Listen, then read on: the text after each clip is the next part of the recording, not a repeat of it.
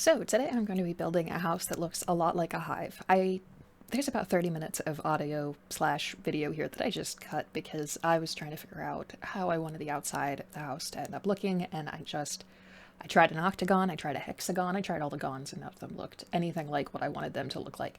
So instead I thought, hey, what if I just take this octagon tool and throw caution to the wind and make the absolute weirdest layout in The Sims I think I've ever made. And I've made micro homes that are connected by like a walkway before, so this earns the honor of definitely weirdest layout. This does count as a micro home, so if you have the tiny living pack, you get all the benefits of living in this house. Said benefits include it floats.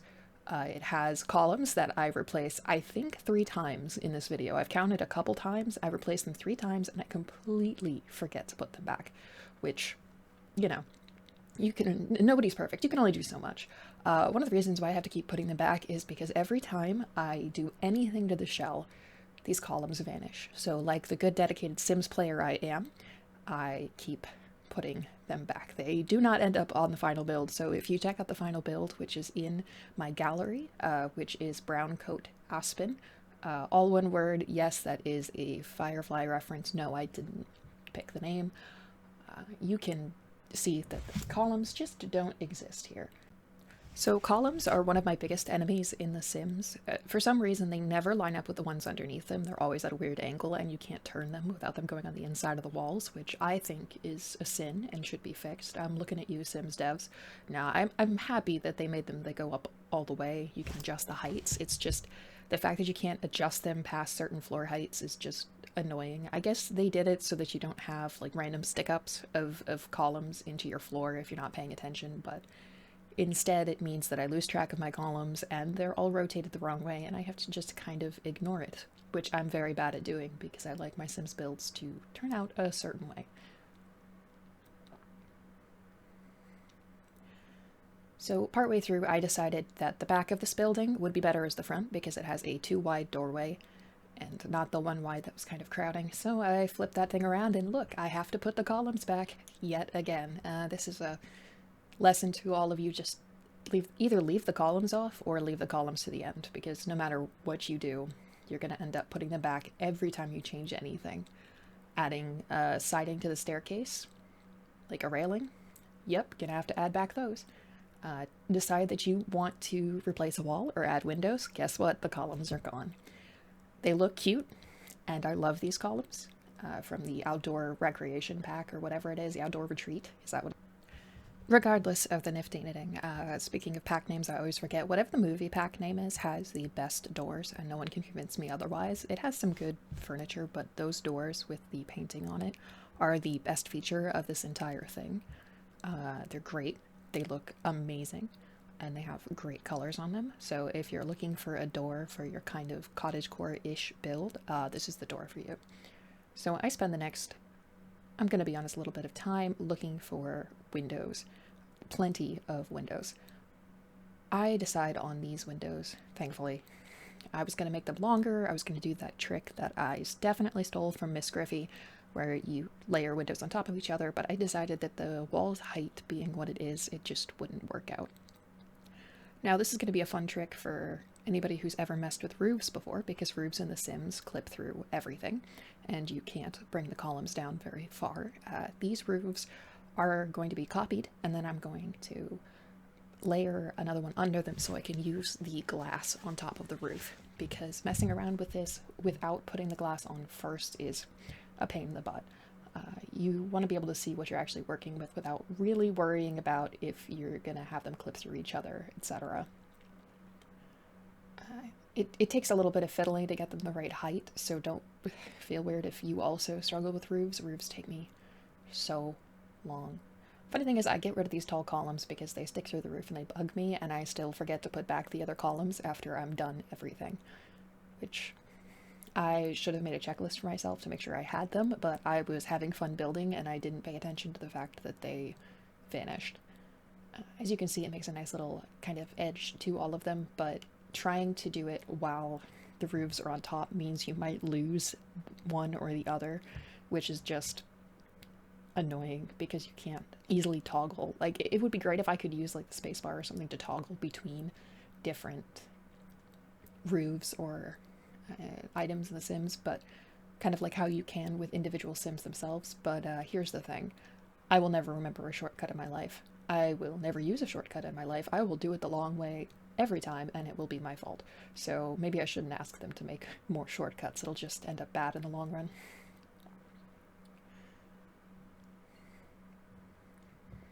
So here we have the roofs I settled on, other than adjusting the height of them, so you kind of have these awnings. I'm going to pretend that they're, I don't know, some kind of magical UV protection so that you can stand under them and enjoy all of the landscaping that I'm going to get to later, which I mercifully sped up for my patience, your patience, everybody's patience, to make sure that they looked, I don't know, the landscaping looked great.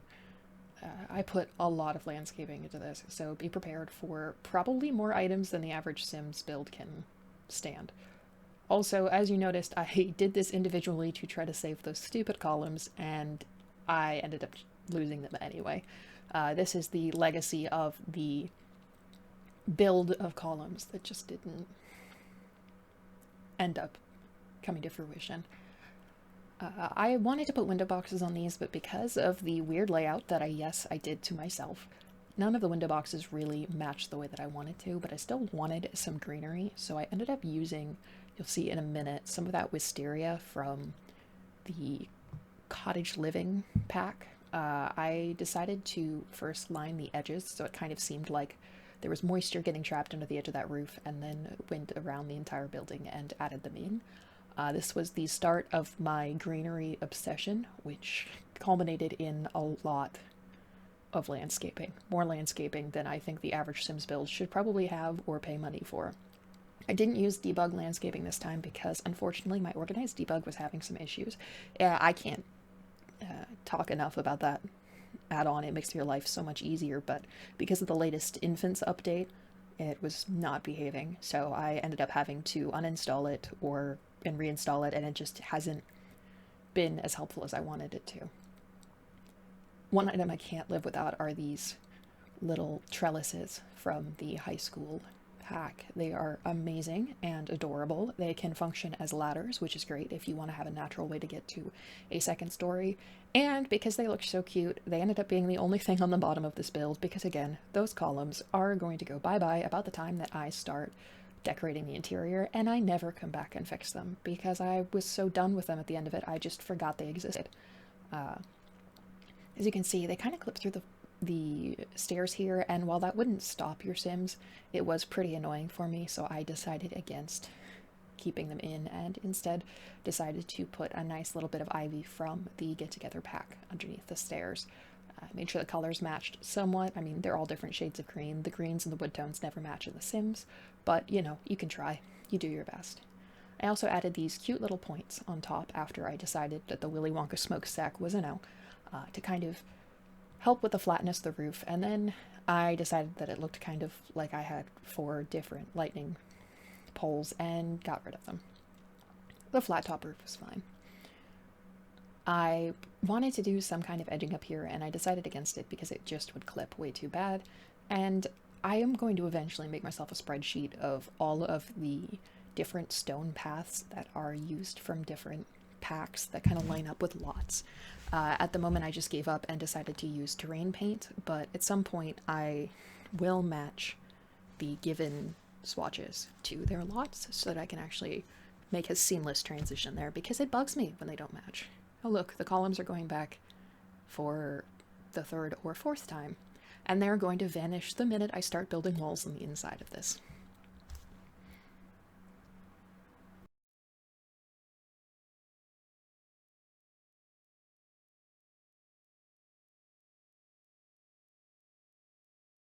But regardless, as you can see, I've sped things up a little bit because I go absolutely ham on the landscaping on this one. And by ham, I mean I think I put down enough pieces of grass to break the game.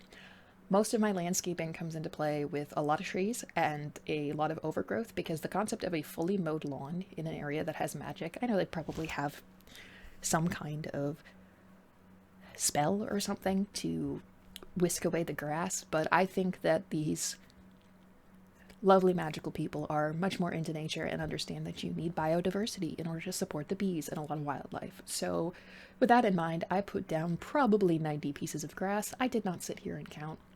But I also decided that the grass was kind of bland the way it was and added a ton of flowers in there.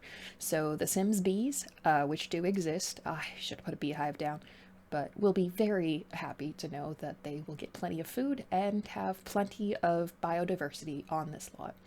I kind of went with a swamp aesthetic for this one. It's in the magic area, which kind of leans a bit too much towards like the when I say British magic stuff, you can understand what I mean, than it does like actual fun, or at least my aesthetic of cottagecore and creepy magic stuff. So I thought this lot should look overgrown.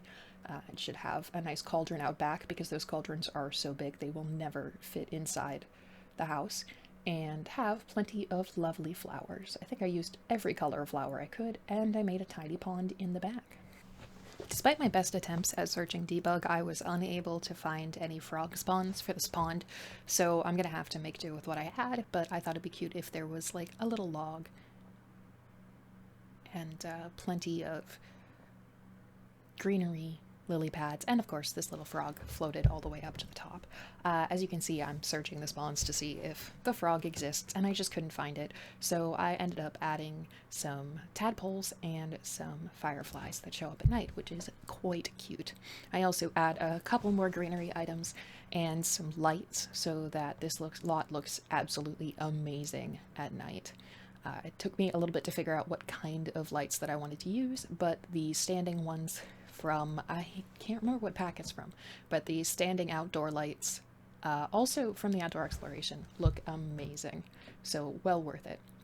I ended up having to move this tree because it was in my way, and there was no way that I was going to do a layout like this with a tree standing over top. This is probably the weirdest layout I've ever made, and this is where those columns say goodbye for the last time. I forget to put them in after this point.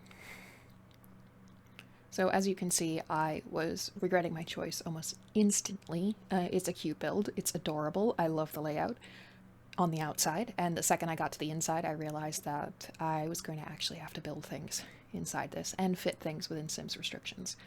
At first, I thought maybe I could fit a bathtub in here, have a cute little kind of crowded bathroom that would work with a bath, like a toilet off to the side and a bath and all of that. And it just didn't end up working. There was no way this was going to be usable for your Sims. There was no way this was going to be usable as a bathroom in general.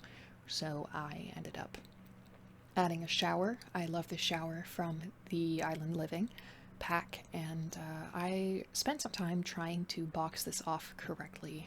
I wanted to put some windows around it to give the illusion of screens or a sliding glass door or something like that on the bathroom, but it didn't exactly work. This was clipping inside and was bugging me, so I had to have it out of the way. You understand. You can't have things clipping through the wall when you're trying to build the world's smallest and weirdest bathroom.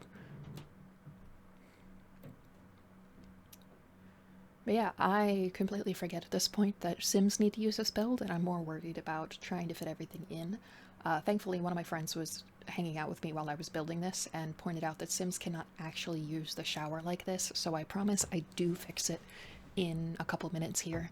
It just took me a little longer than it probably should for me to get it corrected and the right way it's supposed to be.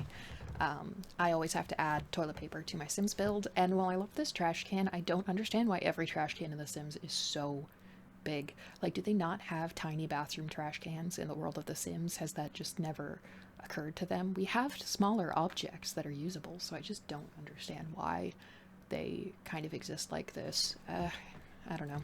The nice thing is you can always size them down and they're still usable, but it's an added step that's always a little annoying. If you really must know one of my other Sims pet peeves, because that's basically what I'm just going over in this video, it's how big our overhead lights are. Like, I don't think I've ever seen an overhead light that takes up a 5x5 square that's not like in a drop ceiling or something like that, and yet that seems to be the sizing that all of our lights are. I'm also going to get my own, I don't know, forgot my train of thought there. Anyway, I'm going to make fun of myself here because this is another mint green wallpaper in a Sims build. If I can't think of what I want to make a color, I always pick mint green. I love mint green, and nobody can tell me that I put too much mint green in my builds because I won't listen, and I will continue to do just that. After some struggling here and realizing that Sims can't actually get into this little shower area, I finally found the island living slats that I was looking for. They pair perfectly with a shower. I would love to use this shower, except if you notice right here, Sims can't get in it. It's facing the wall. So I do have to turn the entire thing to make it actually usable, but, you know, that's a small price to pay for, I guess, your Sims actually being able to shower. For some reason, showers and trash cans are the two things that I always forget to put into my Sims build. Unless I'm doing like the 100 baby challenge or something like that, where in that case, the trash can is a necessity and you will 100% die if you don't have it.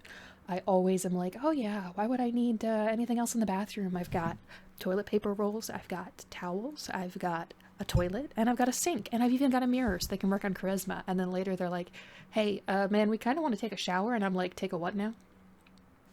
I'm especially, I guess, guilty of this in tiny homes where I'm like, yeah, I've got everything I need in here. I've done it in like 16 squares and it's micro and it's great. And then it's like, I'm missing both a sink and a shower. Great.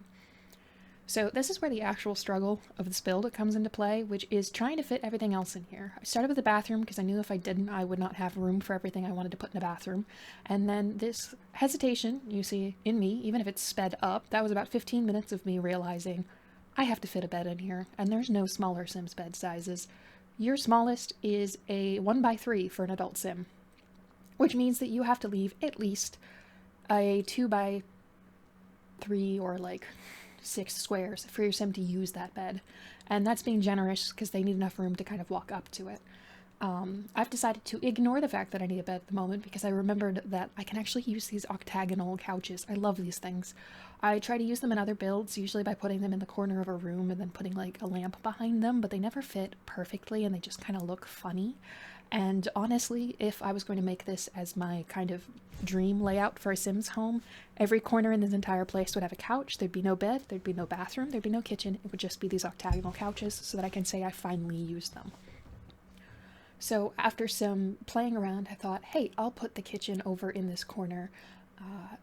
Maybe that'll work better. I end up moving it because this one big corner is the only space that has enough room for a bed, and it unfortunately takes me a bit too long to realize that. Does it look cute with a kitchen there? Sure, but we don't have any hammocks, and my Sim will have to sleep because I'm not playing with a vampire. Well, you could play with a vampire in this lot, I'm not saying you can't, but the Sim that I envisioned for this was probably someone who, I don't know, had the spellcaster trait, but really wasn't interested in the whole realm of magic school. Maybe goes there for potion ingredients and then grows their own kind of a off-the-grid lot, if you will. It isn't marked as off-the-grid because that's an added level of challenge that, you know, you get to decide if you want to play with, but I think it would be a fun choice for this lot. You'd probably have to switch out some of the different appliances so they actually work off the grid, but, you know, it'd be a challenge. I never think that I'm one for a Sims challenge, and then I remember that my, like, number one type of gameplay that's not building things is the 100 baby challenge, and I'm like, oh, but that's not much of a challenge, except now that we have infants, it's a challenge, and it makes me want to cry. But this is not the 100 baby challenge, this is a speed build. Maybe not the fastest speed build in the world, but, you know, longer than I usually take on a micro home, if I'm being honest. It's not the longest I've ever spent on a micro home because I have made a micro home in the past that was able to comfortably, quotes around comfortably, sleep 8 Sims, and this was without cheating any of the walls or anything like that, and I believe it was before we had bunk beds. I'm still not sure how I pulled that off. I know it's up on my gallery, but I'm gonna have to take another look at that because honestly, I think I might have made a devil deal on accident to get that many beds in such a tiny space. It may have just been the 64 by 64 square, well, not 64, 64 total. 64 by 64 is some of the biggest lots we have in The Sims. It was not that big of a house. I would not know how to furnish that big of a house, but the next level up from micro home. But it still slept 8 Sims, which is more than I can usually sleep in some of my bigger kind of McMansion builds that I've done. So here I'm playing around with a shelf instead of a counter, just to kind of give the illusion the counter space bridges the gap between these two pieces of furniture. I don't end up going with it. I can't commit to it. It looks cute. It's a cute idea. I'll probably use it in another build, but because I end up moving where I have... So through the magic of editing, it looks like I figured out how to fix this kitchen in about 5 seconds. In reality, this was about, I want to say 30 minutes of my time. I ended up having to move it a couple times, trying to figure out where I could put a bed. I even attempted to put a bed outside because that was really the biggest problem I had in this build, is figuring out where your sim could sleep. Thankfully, I had some friends on call who were willing to spitball with me, because at one point I just had to stand up and go get myself a cup of tea because it was bugging me that much. I decided that I wanted to go with yellow in this kitchen. My default, as you can probably guess from this exactly one video, is mint green, and I thought yellow would probably work decently well in this build. So the cabinets are yellow. I don't actually end up using the wall cabinets because they just crowded the space, and in such an open build with the height of walls that I picked, it just didn't end up working.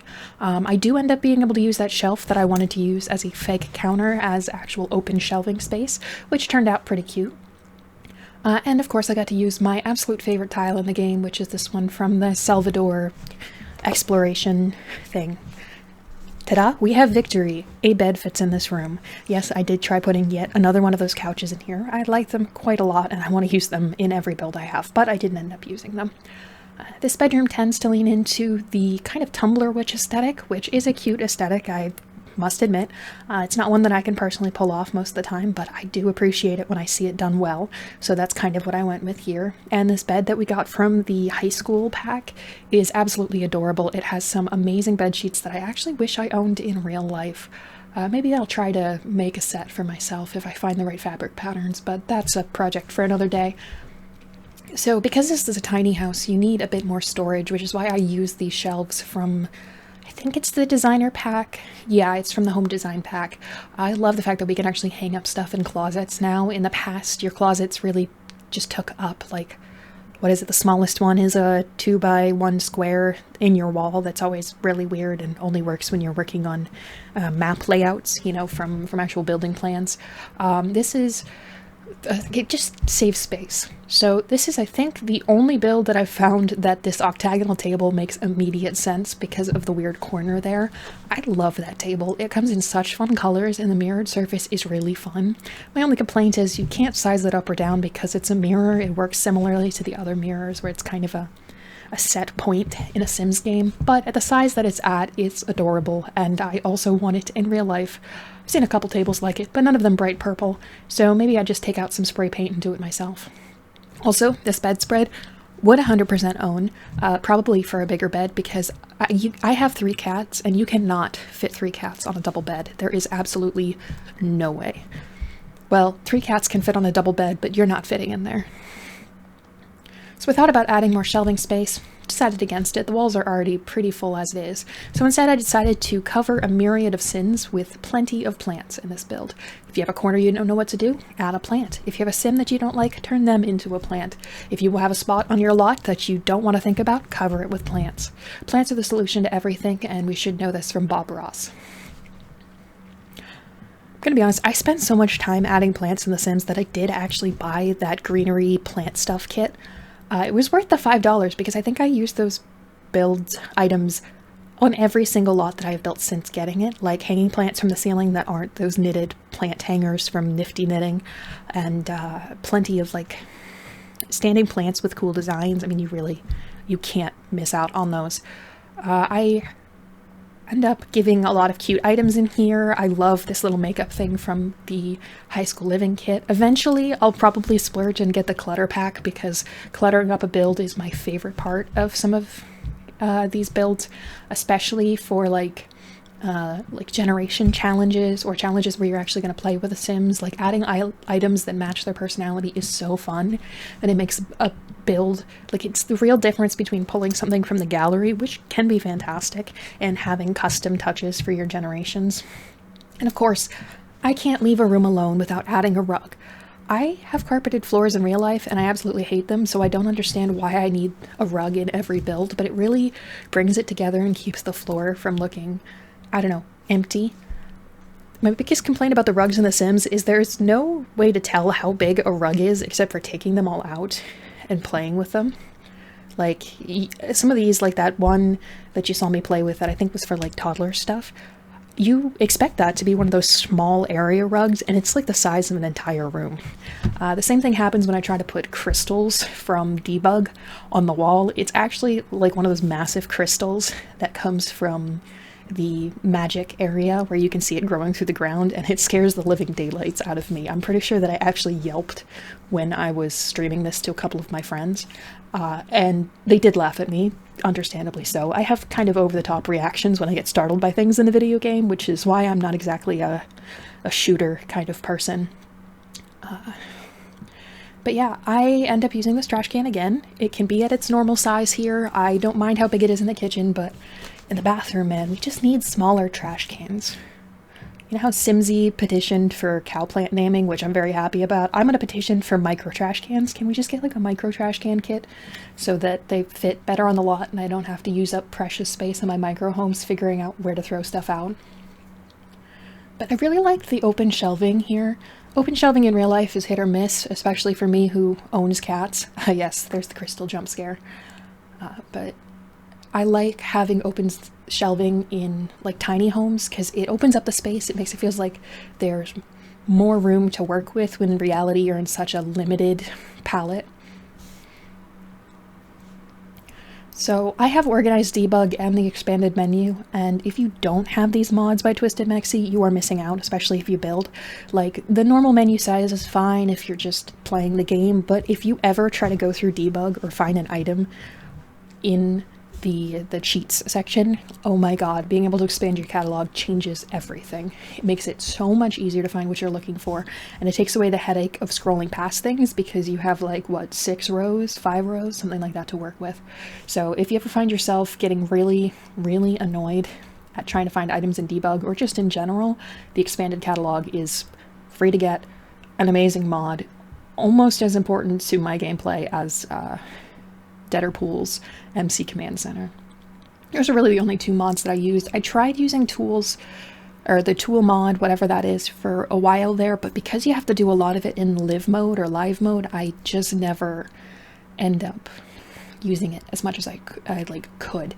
It's fun to tilt items, it's fun to put things in other places in the lot, but because I have to switch game modes to use it, it just doesn't get as much use as I wanted it to. It is great for being able to edit items off of your lot area, especially if you kind of want trees that line up with the rest of your, like, the surrounding areas. You know how, like, the one that I always comes to mind is in Brindleton Bay. All of the trees there are very specific, and if you want other trees to match on the lot, you kind of have to go into debug to find them that are just commit to everything being birch trees. Well, with the tool mod, you can kind of adjust the trees that are off the lot, but once again, I don't use that one that often. I like to kind of play with what I can do in The Sims. Alt place is pretty much all I need. I feel like if I really got into tilting objects and custom placing them, I would never close this app and never go to bed, because I would want everything to be exactly where it needed to be instead of close enough. Also, as you can see, no Sims build is complete without tea. All of my Sims need to drink tea. There's no other options. I will make them a coffee pot if I need to, but tea is a requirement. You cannot get away without it. It needs to be on every counter. So when it comes to tiny homes, I hate the idea of any empty walls.